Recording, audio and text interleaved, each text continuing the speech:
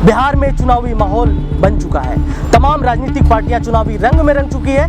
ऐसे में बड़े बड़े बदलाव हो रहे हैं। बड़े बदलाव इस तरह से हो रहे हैं कि अब राजद के माना जा रहा है कि 7वें प्रदेश अध्यक्ष मंगनी लाल मंडल होंगे।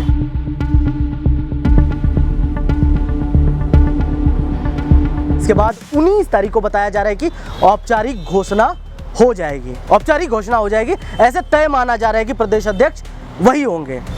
अब इसमें दो बड़ा सवाल है, आखिर मंगनी लाल मंडल है कौन, और दूसरा बड़ा सवाल है कि आखिर मंगनी लाल मंडल को प्रदेश अध्यक्ष की जिम्मेदारी क्यों सौंपी जा सकती है। असल देखिए, मंगनी लाल मंडल अति पिछड़े समाज से आते हैं, मिथिलांचल से आते हैं, राजद के पुराने नेता रहे हैं, लालू यादव जी के समय से नेता रहे, लोकसभा झंझारपुर से लोकसभा सांसद रह चुके हैं, राज्यसभा में भी रह चुके हैं, बिहार सरकार में मंत्री रह चुके हैं, एमएलसी लंबे समय तक रह चुके हैं।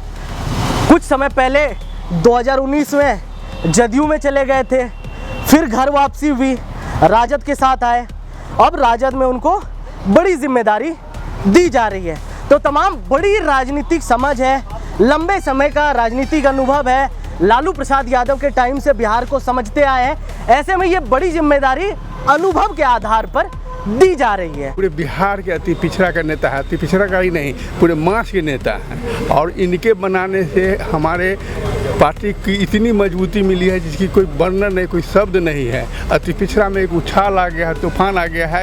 ये राष्ट्रीय जनता दल को जो अति पिछड़ा छोड़ दिया था और हमसे भटक गया था, तब कि हमारे लालू प्रसाद यादव जी अति पिछड़ा की एक एक जात को गांधी मैदान में लाके रैली करवाए थे। एक एक जात को, छोटा जात को जिसका नाम लोग नहीं जानता था, उसको एमएलसी बनाने का काम किए थे। एक नया उमंग के साथ माई बहन योजना लाए हैं कि हर महिला को हम 2500 रुपये देंगे, वृद्धा पेंशन 400 के 1500 कर देंगे, गैस सिलेंडर 500 बेचेंगे, 200 बिजली यूनिट फ्री करेंगे। इस तरह का जो इनका घोषणा है, इस पर लोग एकदम खासकर युवा तो पागल हो। यूथ पर तो आपसे बात करने जायज होगा। यूथ को बताइए, यूथ के पास अगर आप जाते हैं, डोर टू डोर जाते हैं, तो किन मुद्दों को जाकर इंट्रोड्यूस करेंगे? आज का जो यूथ है वो अपने आप को ठगा हुआ महसूस कर रहा है। चूँकि नरेंद्र मोदी जी आए थे कि हर साल 2 करोड़ नौकरी देंगे, और नौकरी नहीं मिली।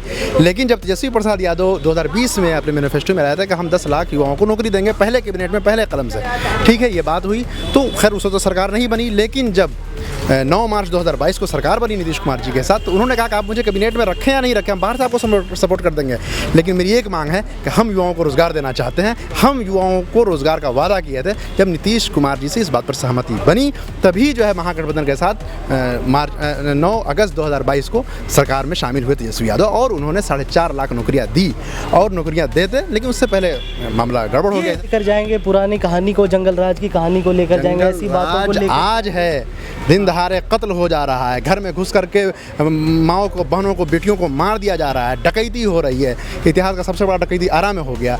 यहाँ जो है सोना के जो है ताजिर को मार दिया गया, लूट लिया गया। तो ये आज जंगल राज है। लालू यादव का राज जनता का राज था, जंगल राज नहीं था, और उसको लोग बदनाम करते हैं। जंगल राज आज है कि बेखौफ हो चुके हैं, लॉ एंड ऑर्डर का कोई वो नहीं है, भरोसा नहीं है, सब जो है अपराधी खुलेआम घूम रहे हैं। इसलिए हम लोग बिहार के आवाम इस राज से निजात चाहते हैं। लंबे समय से पुराने नेता रहे हैं, लालू प्रसाद यादव के समय से नेता रहे हैं, कर्पूरी ठाकुर के साथ काम करने का लंबा अनुभव रहा है। अब उनको प्रदेश अध्यक्ष की जिम्मेदारी दी जा रही है। कितना इम्पैक्टफुल देख रहे हैं बिहार में? देखिए, मंगनी लाल मंडल जी पुराने समाजवादी नेता है, और संघर्षों का पुराना इतिहास है जी। अनुभव भी हैं, अनुभव भी रखते हैं, एक लंबे समय से कार्यरत हैं विभिन्न सांगठनिक पदों पर। तो पार्टी उम्मीद करती है कि उनको अध्यक्ष बनाए जाने से पार्टी का विस्तार होगा। कुल मिलाकर अब महज औपचारिक घोषणा प्रदेश अध्यक्ष राजद की बाकी है। सब तय हो चुका है। लालू यादव से भी मुहर लग चुकी है प्रदेश अध्यक्ष के नाम पे, सब कुछ तय है, औपचारिक घोषणा बाकी है।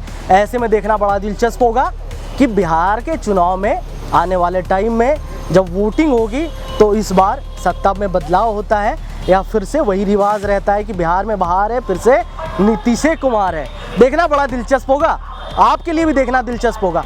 बिहार की तमाम खबरें, बिहार से रिलेटेड हर एक बारीकियाँ आपको हमारे चैनल पे मिल जाएगी। ऐसे ही तमाम बारीकियों के लिए द इनसाइड को सब्सक्राइब कर लीजिए। तब तक के लिए नमस्कार, जय हिंद।